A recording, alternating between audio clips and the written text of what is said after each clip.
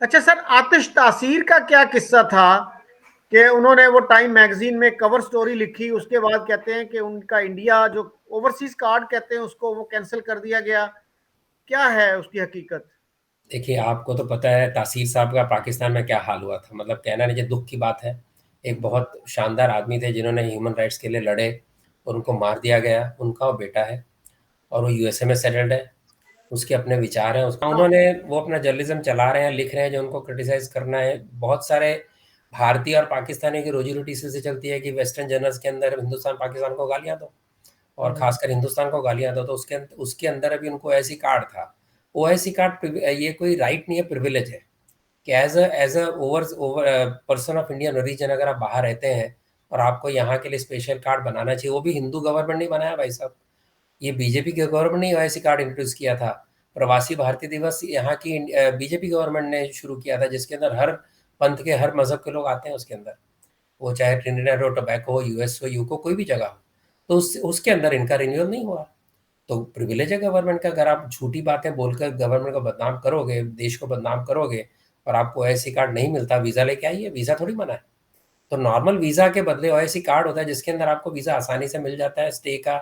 आप कितनी बार भी आ जा सकते हो। उनका प्रिविलेज खत्म हो गया। तो उनको जेल में नहीं डाला गया, उनकी वीज़ा उनका कैंसिल नहीं किया गया। आज भी चाहे तो आ सकते हैं, आते हैं लोग। हिंदुस्तान में आके हिंदुस्तान को गालियां देने वाले लोग आते हैं। ये बताइएगा कि इंडिया पाकिस्तान के रिलेशंस में क्या रुकावट है? क्यों ये रिलेशंस अच्छे नहीं होते? ये दोनों हमसाया मुल्क अगर एक दूसरे के साथ अच्छे ताल्लुकात रखें तो कितना मतलब एक दूसरे को फायदा पहुंचा सकते हैं। इनकी जो इकोनॉमीज हैं वो एक दूसरे को कॉम्प्लीमेंट कर सकती हैं। देखिए, आरएसएस का ही मानना है। हमारे यहाँ के सोशलिस्ट लीडर थे राम मनोहर लोहिया, और उनके बाद के मुलायम सिंह यादव, सब ने कहा था कि इंडिया पाकिस्तान इकट्ठे काम करेंगे तो ये सबके लिए अच्छा लगेगा। आरएसएस ने तो शुरू से कहा अखंड हिंदुस्तान फिर बनेगा, फिर एक होगा। राम मनोहर लोहिया और बाकी का कहना था कि एक हो ना हो ज्योग्राफिकली, पॉलिटिकली, लेकिन इकोनॉमिकली तो एक बन सकता है, क्योंकि हमारी कॉम्प्लीमेंट्री ताकतें हैं। तो अगर इकट्ठे हम इकोनॉमिकली काम करेंगे तो भी दुनिया में बहुत बड़ी ताकत बन सकते हैं। लेकिन दुर्भाग्य से पाकिस्तान जो बना था, वो बना, वो एक बार बनने के बाद में अगर पाकिस्तान ये सोचता है उसका एग्जिस्टेंस तभी है अगर वो हिंदुस्तान को लगातार गालियां दे, हिंदुओं को गालियां दे, ये सोच जब से आई तब से पाकिस्तान का डाउनफॉल शुरू हुआ। आप देख लीजिए, ज़ियाउल हक के पहले अयूब खान ने भी हमले किए थे, लेकिन इंडिपेंडेंट स्ट्रॉन्ग सेंट्रलाइज नेशन था। उसके बाद में धीरे धीरे उन्होंने जैसे जैसे एक्सट्रीज्म का रास्ता अपनाया और जिहाद का रास्ता अपनाया, इस्लामिज्म का रास्ता अपनाया, वहाँ की सोसाइटी क्लोज सोसाइटी होती गई। और उसके अंदर ये जो जहर था एजुकेशन सिस्टम के अंदर, हमारे पाकिस्तान के बारे में इतनी गलत बातें नहीं कही जाती एजुकेशन सिस्टम में, बल्कि बात होती नहीं जितनी गलत बातें वहाँ के एजुकेशन सिस्टम में हिंदुस्तान के बारे में बताई जाती है, जो मैंने पढ़ी हैं जिसके बारे में। तो अगर आपने बच्चे ही ऐसे खड़े किए जिनको लगातार हिंदुस्तान से नफरत है बिना लॉजिक के और झूठे फैक्ट्स के ऊपर, तो आप उसका क्या करेंगे? आपके कोई लेखक है जिन्होंने बुक लिखी है कि हमारी सिविलाइजेशन हड़प्पा तक जाती है, हमारी सिविलाइजेशन तक्षशिला तक जाती है। तो अगर आप कहें कि मेरी सिविलाइजेशन मोहम्मद बिन कासिम से शुरू होती है, तो आपने अपनी तो हिस्टोरिसिटी की जड़ें काट दी। अगर आपकी रूट्स ही नहीं बची तो आप किस प्राइड के साथ खड़े रहेंगे? तो एक तरफ तो आपने अपने रूट्स काट दिए, कह के हम तो मोहम्मद बिन कासिम से हमारी हिस्ट्री शुरू होती है। अब जो वहाँ का थिंकिंग मुस्लिम है वो कह रहा है कि हमारी जड़ें तो मोहनजोदाड़ो तक जाती हैं, तक्षशिला तक जाती हैं। तो आपको स्वीकार करना पड़ेगा आपका पास्ट हिंदू है। अगर आप स्वीकार करते हैं झगड़े बंद हो जाएंगे। लेकिन जिनकी रोजी रोटी ये झगड़े करके ही चलती है, आज मान लीजिए दो भाई अलग अलग हो गए, उसके बाद में लगातार एक भाई दूसरे भाई पे हमले करते रहेगा, एक और कमरा दे दो मुझे, कुछ और दे दो, और लगातार शरारतें करता रहेगा, तो दोस्ती नहीं हो सकती ना। ऐसे घर हैं जो अलग होते हैं, बाद में दोबारा दोस्त बन जाते हैं, आफ्टर खून तो एक है। लेकिन नहीं हो सकता क्योंकि थिंकिंग इतनी बदल गई है और इतनी ज़्यादा वो जिहादी मेंटेलिटी आ गई है, वहाबिज़्म आ गया है, जिसकी जड़ें भारत में, इनफैक्ट आपको पता है देवबंद बरेलवी ये भारत की ही है। लेकिन उसकी उसकी जो सोच है वो इतनी ज़्यादा गहरी हो गई है, जिसके अंदर ज़ियाउल हक का बहुत बड़ा हाथ है, बाकी वहाँ के मौलाना का हाथ है। और हमारी एग्जिस्टेंस हिंदुस्तान को ख़त्म करके है, हमारी एग्जिस्टेंस हिंदुस्तान को नीचा दिखा के करते-करते हिंदुस्तान का जीडीपी पाकिस्तान से कई गुना हो गया। तो पाकिस्तान को सोचना होगा कि हिंदुस्तान से दुश्मनी, आज पाकिस्तान में खाने के लाले पड़े हैं। अगर दोस्ती होती तो यहाँ से खाना आपको जैसे दुनिया को जा रहा है हिंदुस्तान से भी जाता है। आज अगर इंडस्ट्री हमारी इंटीग्रेटेड होती, पाकिस्तान को फायदा होता। एक हिंदुस्तान सारी दुनिया में कोविड के बाद जो इकोनॉमीज के हाल है, हिंदुस्तान आज उसके अंदर खड़ा है। लेकिन उसको अप्रिशिएट करने के बजाय में अपनी कमी देखना कि हम लगातार हिंदुस्तान की दुश्मनी में अपनी इकोनॉमी समाप्त कर चुके हैं, दुनिया के अंदर गुडविल समाप्त कर चुके हैं, हम केवल टेरर फैक्ट्री बन के रह गए, जिस दिन ये बात पाकिस्तान के लोगों को समझ आ जाएगी और ऐसे लोगों के सत्ता चलनी बंद हो जाएगी, हिंदुस्तान पाकिस्तान की फिर दोस्ती होगी। वरना आपके सामने जो फ्यूचर दिख रहा है, बलूचिस्तान को शांत नहीं कर पाए, पीओजेके में अलग एजिटेशन चल रहे हैं, सिंध में अलग लोग बार बार खड़े होते हैं, फिर दबते हैं, फिर खड़े होते हैं। पख्तून तो पहले हिंदुस्तान के साथ आना चाहते थे, आज पख्तून और अफगानिस्तान के अलग झगड़े चल रहे हैं पाकिस्तान के साथ। तो अगर पाकिस्तान केवल पंजाबियत अपने ऊपर थोपेगी, उर्दू थोपेगी और वहाँ के लोकल रीजनल लोगों को उनकी बराबर जगह नहीं देगी, तो पाकिस्तान वैसे इम्प्लोड हो सकता है। आपने सर बात की अखंड भारत की, तो क्या आरएसएस जो थी अखंड भारत चाहती थी? मैंने एक इंटरव्यू देखा है नरेंद्र मोदी जी का, 2012 का है, और शाहिद सिद्दीकी साहब ने वो लिया था, और वो बीजेपी के सपोर्टर नहीं है। उसमें एक क्वेश्चन यही था अखंड भारत के बारे में, तो मोदी जी ने कहा कि भाई मैं तो अखंड भारत में इंटरेस्टेड नहीं हूं, और अखंड भारत अगर हो गया तो India will eventually become a Muslim majority country. तो हमारे यहाँ बहुत सारे लोग जो इंडिया पाकिस्तान के अच्छे रिलेशंस नहीं चाहते, वो मेरे ख्याल में अखंड भारत की बोगी रेज करते रहते हैं। तो क्या आरएसएस में कुछ लोग ऐसे हैं जो अब भी अखंड भारत चाहते हैं? नहीं, देखिए, ऐसा जैसे मैंने आपको कहा कि अखंड भारत कैसा होगा, पॉलिटिकली होगा, इकोनॉमिकली होगा, लेकिन इंडिया पाकिस्तान को कोएग्जिस्ट करना पड़ेगा, आपस में कोऑपरेशन करना पड़ेगा, वरना जो पाकिस्तान दुर्गति आपको दिख रही है। और अखंड भारत पॉलिटिकली होगा कि नहीं हमें नहीं पता, लेकिन पाकिस्तान जिस तरह का आज है वैसा नहीं रहेगा अगर यही रास्ते पे रहा तो वो नीचे ही जाएगा। तो ये तो हमारे यहाँ महर्षि अरबिंदो ने कहा था कि ये तो जो है पार्टीशन अनडन करना ही पड़ेगा, वरना जो इंडियन सिविलाइजेशन में पीक पर नहीं पहुंचेगी। तो आरएसएस उसको मानता है, लेकिन वो ताकत के जोर पे तो अखंड हिंदुस्तान बनने की बात नहीं हो रही। लेकिन सिविलाइजेशनली हम एक थे, और पाकिस्तान अलग रहता भी है, उसका अलग एक देश रहता भी है, लेकिन फिर भी इकट्ठे, जैसे मैंने कहा, कॉन्फेडरेशन बनाने की बात लोहिया जी ने भी की थी, मुलायम सिंह ने भी की थी। बीजेपी उसको ओपनली नहीं कहती, लेकिन ये बात सच है कि अगर पाकिस्तान को एग्जिस्ट करना है और स्ट्रांग होना है तो हिंदुस्तान से दोस्ती किए बिना बड़ा मुश्किल है। अभी उसको अखंड भारत कहिए, उसको एक कोऑपरेटिव कॉन्फेडरेशन कहिए, लेकिन ये बात सच है कि अगर यही रास्ते पे चली, जैसे मैंने कहा, अगर ये नहीं रही, अगर ये पाकिस्तान के टुकड़े होते हैं तो कौन सा टुकड़ा हिंदुस्तान के साथ जाएगा, कौन सा अलग बनेगा, हमें नहीं पता। लेकिन ये हिस्टोरिकल जो जिस तरह दिशा में पाकिस्तान जा रहा है, इस तो पाकिस्तान को सोचना पड़ेगा। कोई करे ना करे, जिस प्रकार से एक मोनोपोली पावर की पंजाब के कुछ लोगों ने अपने हाथ में रखी, कुछ लिमिटेड फैमिली ने रखी, और अपने लैंग्वेज, अपना कल्चर बाकी रीजन में थोपना चाहा, उससे डेमोक्रेसी नहीं चलती, उससे देश नहीं चलते।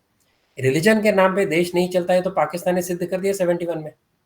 और भी बहुत सारी कॉमनैलिटी होती है, वो कॉमनैलिटी को अगर आप रिस्पेक्ट नहीं देंगे तो पाकिस्तान किस दिशा में जाएगा आपको दिख रहा है सामने। जिस तरह से एक पढ़ा लिखा एक समय पे एक ज़हीन, इस तरह से पाकिस्तान हम देखते थे हम बचपन में, और आज जो पाकिस्तान देखते हैं, जो हम इमेज देखते हैं, वो पाकिस्तान की इमेज क्या है आज? तो आरएसएस क्या चाहती है सवाल नहीं, आरएसएस पावर के नाम पे तो करना नहीं चाहती कभी भी, ताकत के जोर पे तो कभी ये हुआ नहीं है काम। लेकिन हिस्टोरिक कंपल्शन है कि आपके टुकड़े होंगे या आप डिक्लाइन करेंगे, कि आप हिंदुस्तान के साथ में दुश्मनी खत्म करके और कोऑपरेशन के साथ में दोबारा एक उभर के एक अच्छा देश बनना चाहेंगे। ये सवाल है आपके लिए। अच्छा, ये बताइएगा कि 2024 में जो इलेक्शंस एक्सपेक्टेड हैं, उसके बाद क्या मोदी जी प्राइम मिनिस्टर बनने के चांसेस हैं उनके, या बीजेपी किसी और को नॉमिनेट करेगी? कुछ नाम आना शुरू हो गए हैं मीडिया में। देखिए, बीजेपी के अंदर क्या होता है, बीजेपी कैसे डिसाइड करती है, लीडरशिप कैसे डिसाइड करती है, इसकी अटकलें आज तक हमेशा फेल हुई हैं।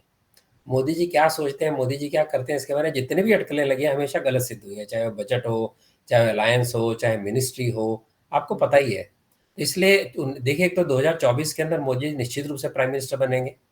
उनके 75 साल पूरे नहीं हो रहे उस समय, और उस समय 73 साल के होंगे, तो उसके 2 साल बाद वो प्राइम मिनिस्टर नहीं रहेंगे। रहेंगे आज उसके बारे में कहना, हम कुछ कहने वाले हैं नहीं उसके बारे में, ना ये भविष्य के बारे में कोई भविष्यवाणी कर सकता है। बीजेपी के अंदर पहले भी लीडर थे, नए नए लीडर भी आते रहते हैं, क्योंकि यहाँ पर डेमोक्रेटिक प्रोसेस है, लीडर्स को नई नई जगह मिलती है।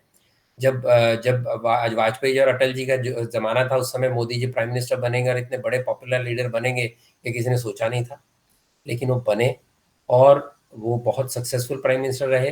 तो आगे आने वाले समय में जब मोदी जी को लगेगा मुझे नहीं रहना, उस समय नए नए नेता उभरेंगे। आज उनके बारे में नाम कोई भी अटकलें लगाना बिल्कुल बेफिजूल है, जिसका कोई भी बेसिस नहीं है, क्योंकि कोई भी समाचार बीजेपी से निकलता नहीं है। ये और क्या हो गया, बड़ा एक समस्या क्या है, जो दिल्ली के लुटियन मीडिया जो कहलाता था, कि वो जिस तरह की गप्पे पहले उनको वहाँ के लीडर से मिलती थी, आज नहीं मिलती। जब कांग्रेस का राज था उस समय कोई बीजेपी पे ऐसे लीडरों को बड़ा शौक होता था, गपशप करते थे, अपनी बातें बताते थे, जिनको कहते हैं कि अफवाहें, कुछ गॉसिप करना, वो गॉसिप से लोग खबरें निकालते थे। अब बड़ा वहाँ दिक्कत जो मीडिया है दिल्ली का, उसको ये है कि इस तरह की गॉसिप होती नहीं।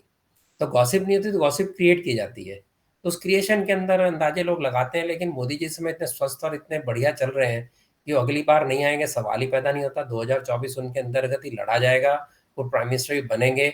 उसके 2 साल बाद वो क्या सोचेंगे, उनका अपना निर्णय होगा, पार्टी का निर्णय होगा। लेकिन too early not talk about that.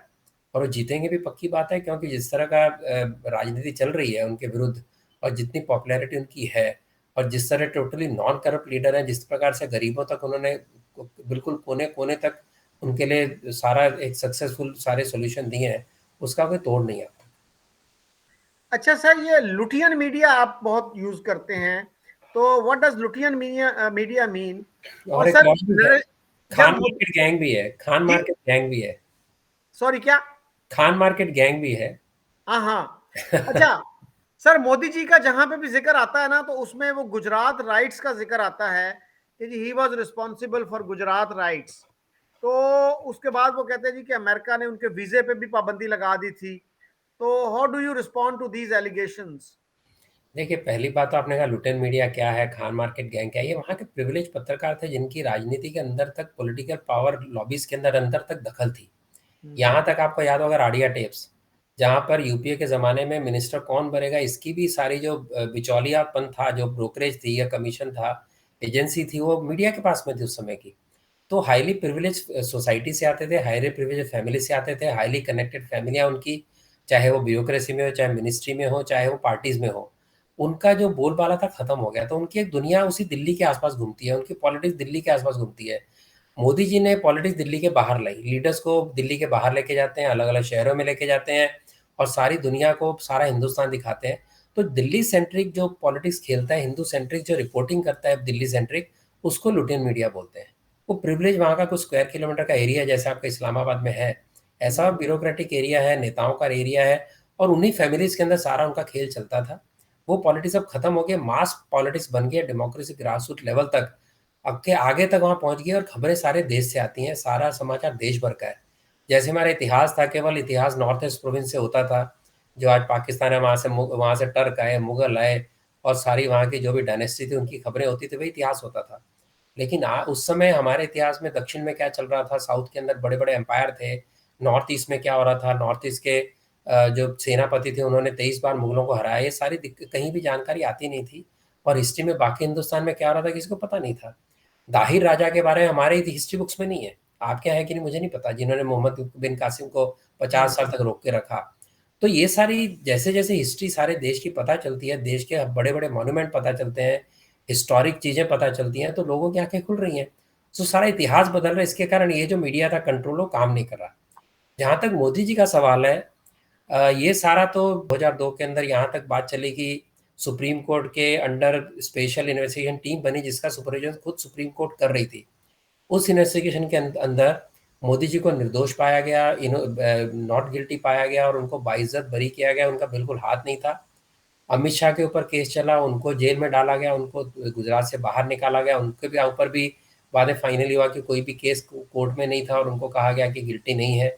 ये और एक मज़ेदार बात है कि 28 फरवरी को ये घटना घटी, जब गोधरा के अंदर राम भक्तों को 59 भक्तों को बोगी में बंद करके आग लगा दी गई, गोधरा के अंदर। और एज ए रिएक्शन बहुत बड़ा एक गुस्सा सारे गुजरात में था, उसके कारण तुरंत अगले दिन दंगे शुरू हुए। और लेकिन तुरंत मोदी जी ने राजस्थान से पुलिस मांगी, मध्य प्रदेश से पुलिस मांगी, महाराष्ट्र से मांगी, सब कांग्रेस की गवर्नमेंट थी, किसी ने पुलिस नहीं दी। फाइनली मिलिट्री आई 1 या 2 मार्च को, यानी उन्होंने दंगे हुए, उन्होंने मांगे, उसके अंदर कोई गैप नहीं था। लोग कैसे कहते हैं 28 फरवरी को जो हुआ और 1-2 तारीख को पुलिस मिलिट्री पहुंची, 3 दिन मोदी जी ने कुछ नहीं किया, लेकिन तारीख ही 28 महीने का, 28 तारीख का महीना था वो। तो जिस समय ये गुस्सा उभरा, जो कि गोधरा के अंदर 59 हिंदुओं को जला देने के कारण आया, उस गुस्से को तो कोई बड़ी से बड़ी सरकार रोक नहीं सकती थी। लेकिन जो मरे, वो जो 1000 लोग मरे, उसमें से अगर 700 मुसलमान मरे, 300 हिंदू भी मरे। जो केस चले उसके अंदर हिंदुओं के पे केस चले, मुसलमानों के केस चले, और कईयों को सजाएं मिली। हिंदुस्तान के इतिहास में इतने बड़े दंगों के बाद में इतने लोगों को सजाएं मिले, ऐसा हुआ नहीं था। उसका मतलब इन्वेस्टिगेशन सही हुआ, केसेस सही बने, उसके बावजूद लगातार इल्ज़ाम लगाते रहे कि रोटियां उसी पे सेकनी है। वरना और कहीं भी ये जो सही रिपोर्ट क्यों नहीं आती है? आज भी झूठ बोला जाता है, और इस सारी सुप्रीम कोर्ट की जजमेंट के बाद भी अगर आप दोष लगाएंगे, नेचुरली कहीं ना कुछ गड़बड़ है सोच में, आप चाहते हैं शरारत करना, क्योंकि भारत में उससे बड़े बड़े दंगे हो चुके हैं। अहमदाबाद के अंदर एक एक महीने कर्फ्यू रहा, उससे पहले हर साल कोई ना कोई दंगा होता था। मैं जानता हूँ ऐसे लोग जो कहते थे कि उस एरिया के अंदर हम तलवारें अपने तकिए के नीचे रख के सोते थे, ऐसे गुजराती को मैं जानता हूँ। वो सारा माहौल बता, 2002 के अंदर सारे दंगे बंद हुए। गया कि दंगे करना सोल्यूशन नहीं है, और हम ऐसे काम नहीं कर सकते, तरक्की नहीं हो सकती। आपको पता है कि मुसलमान बातें मोदी जी को मिले, उन्होंने बहुत जफर भाई साहब को मिले होंगे। जफर भाई जो स्पेशली मोदी जी को गालियां देने मिलने गए थे, और उन्होंने खूब गालियां भी दी। मोदी जी ने तो सुना, उनको समझाया, बोलिए मैं क्या कर सकता हूँ, वगैरह वगैरह इतिहास है। लेकिन झूठ बोल के जब सेक्युलरिज्म की रोटियां सीखती हैं तो सीखेंगे लोग। अच्छा सर, नसीरुद्दीन शाह जो बड़े मशहूर एक्टर हैं, उनके भाई जमीरुद्दीन शाह जो लेफ्टिनेंट जनरल थे, उन्होंने किताब लिखी है द सरकारी मुसलमान, शायद इस तरह का कुछ टाइटल है। तो वो ये कहते हैं जी, मैं जब वहां पहुंचा तो वो पुलिस वाले जो थे वो सही काम नहीं कर रहे थे, और मैंने उनको कहा, और हमें एयरपोर्ट पे बहुत देर तक रोके रखा गया। वो क्या कहानी है? देखिए, मैं तो कहानी जानता नहीं, जो ऑफिशियल जो भी प्रोसेस होते हैं उनको फॉलो फॉलो किया गया होगा। और मिलिट्री को मोदी जी ने मांगा था, तो जब मोदी जी ने मांगा था वो क्यों रोकेंगे? तो ये तो सोचने की बात है। और वही जमीरुद्दीन शाह को बाद में एएमयू के वाइस चांसलर भी रहे, बीजेपी के राज के अंदर भी रहे, उनको हर तरह की रिस्पेक्ट भी दी गई। तो उस समय का एक माहौल था, सेक्युलर लोगों को लगातार हिंदूवादी लोगों को बदनाम करना था, मोदी जी को बदनाम करना था। तो जिन्होंने खुद मिलिट्री बुलाई वो क्यों वहाँ रोकेंगे? उसका कारण कोई ना कोई ब्यूरोक्रेटिक होगा, कोई ना कोई प्रोटोकॉल्स होंगे जिसके बारे में जानकारी लेनी चाहिए। अगर वो जानकारी सुप्रीम कोर्ट ने ली और इस बात को एक्सेप्ट नहीं किया, तो जमीरुद्दीन शाह जी उसको क्यों रिपीट कर रहे होंगे, ये मुझे नहीं पता। तो कोई फाइनल थॉट्स अगर आप देना चाहें कि क्या क्या करना चाहिए, क्या गलत फहमियां हैं, किस तरह इनको दूर किया जा सकता है? देखिए, ऐसा है कि सोते हुए को जगाया जा सकता है, जो सोने की एक्टिंग करे उसको जगाया नहीं जा सकता। जिनके मन में सच्ची मिसगिविंग्स है उनको दूर किया जा सकता है, लेकिन जो मिसगिविंग्स के सहारे जिनकी रोजी रोटी चलती है, उसके सहारे जिनकी पॉलिटिक्स चलती है, उनको समझाया नहीं जा सकता। हमारे देश में तो लोग समझ गए, 2 बार मोदी जी को चुना, तीसरी बार चुनने की तैयारी है। पाकिस्तान के लोग ये कब समझेंगे कि हिंदुस्तान की दुश्मनी उनके उनके फेवर में नहीं है? वो कब सोचेंगे कि हिंदुस्तान से हमारा कॉम्प्लीमेंट्री रोल है, और हमारी इंडस्ट्री अगर कंबाइंड चलेगी तो दोनों को लाभ होगा। और कश्मीर के नाम पे, किसी भी नाम पे लगातार जब हम लड़ाइयाँ लड़ रहे हैं और खुद ब्लीड हो रहे हैं, हिंदुस्तान को 1000 कट दे दिए भुट्टो के कहने पर, खुद को कितने कट लग गए? आज अगर पाकिस्तान जाके दुनिया में रोता है कि हमारे पर भी टेरर का अटैक है, टेरर पाले किसने? हिलरी क्लिंटन ने कहा था कि अपने बैकयार्ड में आप सांप पालोगे और सोचोगे मुझे नहीं काटेगा, तो नहीं होगा ना। तो हजारों करोड़ जो पाकिस्तान को हेल्प एड में मिले, चाहे मिलिट्री एड में मिले, चाहे ह्यूमन एड में मिले, वो सारे पैसे टेररिज्म बढ़ाने में अगर सारे वेस्ट किए गए, तो आज जो पाकिस्तान की स्थिति है उसके लिए जिम्मेवार कौन है? ये जब समझ में आएगा तो हिंदुस्तान पाकिस्तान के रिलेशन सुधरेंगे। वरना हम मीठी मीठी बातें करते रहेंगे, अमन की आशा में बड़ी क्लब में मीटिंग करेंगे, भाषण देंगे। जो कड़वाहट है वो कड़वे सच को स्वीकार करना पड़ेगा। और आज वो हम गजवाए हिंद करेंगे, हम दुनिया भर में दारुल इस्लाम लाएंगे, ये सोच नहीं चलेगी। जिस दिन ये बात समझ में आ गई, तो हिंदुस्तान क्या दुनिया के प्रॉब्लम सॉल्व हो जाएंगे। हम मानते हैं कि मिडिल ईस्ट के अंदर वेस्ट ने बहुत जबरदस्त गेम खेला, मुसलमान के ऊपर बहुत जबरदस्त एक एट्रॉसिटी हुई, लेकिन मुस्लिम समाज आपस में मिडिल ईस्ट का क्यों लड़ता रहा? उन्होंने क्यों नहीं सोचा कि शिया सुन्नी के झगड़े में हम वेस्टर्न वर्ल्ड को ऑयल देने के चक्कर में हम कितना कितना नुकसान कर रहे हैं? तो जब ये मानसिकता जाएगी, शिया वर्सेस सुन्नी, अहमदिया वर्सेस जो भी आपके कदाइनी दुनिया भर के फिरके हैं, उस दिमाग से जब वो निकलेगा, अगर आपको लगता है सुन्नी सही है, शियाई सन्नी सही है, अब 1400 की लड़ाई आप रोक नहीं पाए, तो बाकी किन किन मजहबों से आप लड़ोगे? ये सोचना पड़ेगा। तो 7वीं सदी की जो सोच है उसको जब तक नहीं छोड़ेंगे मुल्ला मौलवी और बाद में लीडर, तब तक पाकिस्तान का सुधार हो नहीं सकता। जब तक हिंदुस्तान हमारा दुश्मन है, ये सोच नहीं बदलती। ईर्ष्या आप कर सकते हैं, लेकिन किसी जमाने में पाकिस्तान की GDP per capita income Hindustan से शायद ज़्यादा थी या बराबर थी। आपको फिगर याद होगी, मुझे याद नहीं है। जी जी। तो आज अगर इतनी दुर्गत में पाकिस्तान के, हिंदुस्तान ने तो नहीं डाला। आपको सैंक्शन हिंदुस्तान ने लगे, एफएटीएफ में हिंदुस्तान ने नहीं डाला। आपके अंदर जो सारे पैसे डाइवर्ट हुए मिलिट्री की तरफ और आर्मामेंट के अंदर, वो हिंदुस्तान ने किया। टेररिज्म को फंड हिंदुस्तान ने नहीं दिया। तो सारा जो खेल है वो अपने पैर पे खुद कुल्हाड़ी मारना, ये जिस दिन पाकिस्तान के लोग समझ गए हिंदुस्तान पाकिस्तान के रिलेशन बिल्कुल सुधरेंगे और हम इकट्ठे रह पाएंगे। लेकिन मजहबी उन्माद छोड़ना पड़ेगा, और एक एक जो हम रहते हैं ना एक ख्वाब में कि हम जो मुगलिया सल्तनत फिर लाएंगे, हम लोधी की सल्तनत लाएंगे, वो नहीं होने वाला। ये जब मान लिया, कश्मीर के अंदर 70 साल लड़ लड़ के अपने इतने नुकसान कर लिए, इतनी लड़ाइयाँ लड़ रही, पूरा बांग्लादेश गवा दिया, उसके बावजूद अगर उसी सोच के लेके मिलिट्री चल रही है और उसी सोच के लेके पॉलिटिशियन को लगता है हम राज कर पाएंगे, ये गलतफहमी जब तक दूर नहीं होती तब तक समस्या का हल नहीं होगा। भारत के अंदर आप कह रहे हैं आरएसएस को मानने वाले मुस्लिम राष्ट्रीय मंच है, जिसके अंदर लाखों मुसलमान जुड़ रहे हैं, जिसके कारण आरएसएस को भी लोग गाली देते हैं कि तुम मुसलमानों को साथ में अकेले, हम नहीं ले रहे। ऐसे मुसलमान, ऐसे क्रिश्चियन जिन्हें लगता है कि ये दुश्मनी करके हिंदुओं से कोई फायदा नहीं है और हम सब एक ही हैं, वो पास में आ रहे हैं और उनको आरएसएस स्वीकार कर रही है। ये सोच जितनी बढ़ेगी उतनी जो स्ट्रगल है, आपस में कॉन्फ्लिक्ट है, वो कम होंगे। यही अच्छा एक सर, मेरा कहना है। जी, जो आपने इकोनॉमी की बात की, मुझे वो वक्त याद है जब पाकिस्तान के 80 रुपए इंडिया के 100 रुपए के बराबर होते थे। अब बिल्कुल। इंडिया का 1 रुपया जो है वो 2.25 रुपए जो है पाकिस्तानी के बराबर है। बिल्कुल। तो सर, आपने एक बात की थी, राजा दाहिर ने कितने अरसे तक मोहम्मद बिन कासिम को वो किया, विदहोल्ड 50 साल, किया? 50 जी, साल, जहां तक मेरी जानकारी है 50 साल। 50 साल तो नहीं थे, वो तो कहते हैं कि नौजवान था, 17 साल का था जब आया इधर ना। हाँ, तो वो हो पचास सकता साल है तो मेरी नहीं हो सकते जी। होगी, मतलब मैं भी तारीख फिर देखूंगा, लेकिन वो हाँ, हाँ। 50 साल तक इनके कब्जे में नहीं आया था। और कई मोहम्मद का बिन कासिम ने डेरा लगाया, मुझे नहीं पता, कि मैं रीचेक कर लूंगा, आप रीचेक कर लीजिए। ओके। लेकिन दाहिर ने उसको बहुत साल रोका, ये सच है। और वो बार बार उसने हमला किया, ये भी सच है। और एक कारण ये था कि मोहम्मद के कुछ फैमिली के लोग उसके यहाँ शरण में थे, ये भी एक हिस्ट्री उसकी बताई जाती है। और बाद में अंदर के ही लोगों ने वहां धोखा दिया दाहिर को, तब वो हारे थे। कितने साल लड़े, हो सकता है मेरी गलतफहमी हो, जी, लेकिन वो मेरे ख्याल में ये था कि जो फर्स्ट मुस्लिम इन्वेजन था, हम्म उसके और मोहम्मद बिन कासिम के इन्वेजन के दरमियान 50 ईयर्स का वक्फा हो, हो दैट सकता इज है। पॉसिबल। और जी। ये भी है कि मोहम्मद बिन कासिम के हमले के बाद 500 साल तक हिंदुस्तान में कोई भी मुस्लिम इन्वेजन सक्सेसफुल नहीं हुआ। हम्म, सारी दुनिया में 100 साल के अंदर सारे देश ढह गए, हिंदुस्तान में अपने पैर जमाने में इस्लाम को 500 साल लगे थे। हम्म, ये भी हिस्ट्री का पार्ट है। क्योंकि मोहम्मद बिन कासिम आए उसके बाद में उसके बाद लगभग 11वीं सदी में, ये 10वीं शताब्दी में, बाद में सारे एक के बाद एक मंगोल और टर्क और मुगल आए हैं। तो इतने साल हिंदुस्तान लगातार रेजिस्टेंस कर सका। और हम्म, उसी के अंदर पाकिस्तान के पट्टे में अधिक से अधिक मुसलमान बने, क्योंकि वहीं से सब लोग आते थे। तलवार के जोर पे बने, कोई लालच के जोर में बना, लेकिन अल्टीमेटली जो जिन्होंने रेजिस्ट किया वो हिंदू रहे, जिन्होंने नहीं किया मुसलमान बने। लेकिन ये तो अब 1000 साल पुरानी हिस्ट्री है, उसको लेके क्या फायदा है। और आज जी, अपने आप को मुगलों से जोड़ के क्या फायदा है। जी, मुगलों ने जबरदस्ती कन्वर्ट कर दिया, लेकिन आज आप अपना मजहब मान रहे हैं।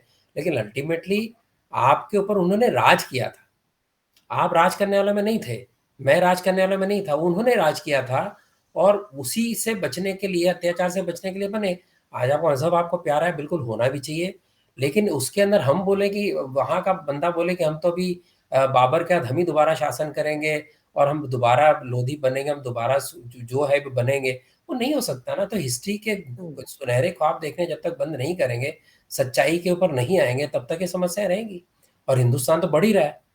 पाकिस्तान कहाँ गया पिछले 20 साल में, खासकर ये पाकिस्तान के लोगों को सोचना पड़ेगा।